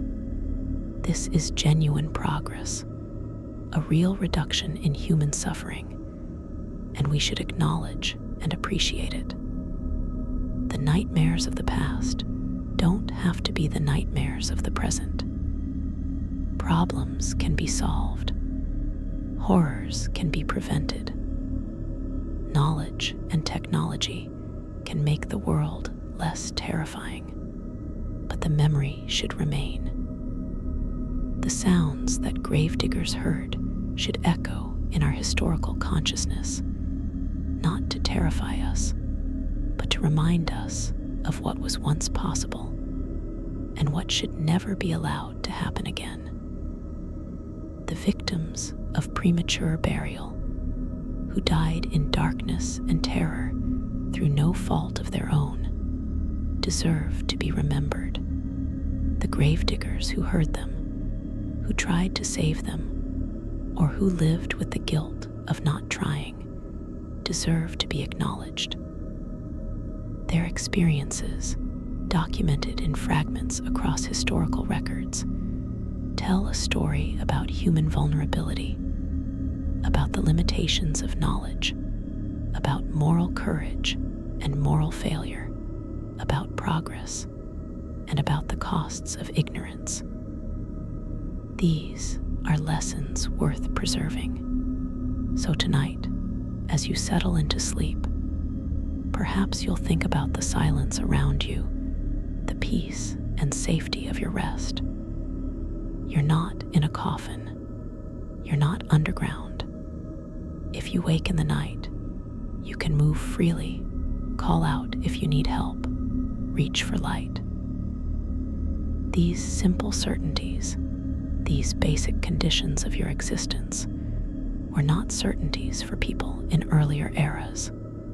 They faced real risks that we no longer face, and among those risks was the possibility of waking up buried alive, of becoming one of those voices crying out from underground, hopping desperately that someone would hear and help. The gravediggers heard. Not always in time, not always with the ability to save, but they heard, they witnessed, they carried that knowledge, and some of them acted on it. And because of their experiences and the reforms their testimonies helped inspire, the sounds from coffins eventually stopped. Rest peacefully tonight, knowing that you live in a time when this particular nightmare has been vanquished. But remember, too, that progress requires vigilance, that solved problems can recur if we're not careful, that knowledge can be lost if it's not preserved and passed down. The gravediggers who heard sounds from coffins are gone now, but their stories remain as testimony and as warning. Death comes for all of us eventually, but it should come at the right time when we're actually dead, not when someone has made a terrible mistake. That much, at least, we've learned. That much, at least, we can guarantee now in ways that previous generations couldn't. Sleep well, secure in that knowledge, and grateful for the progress that makes such security possible. Good night.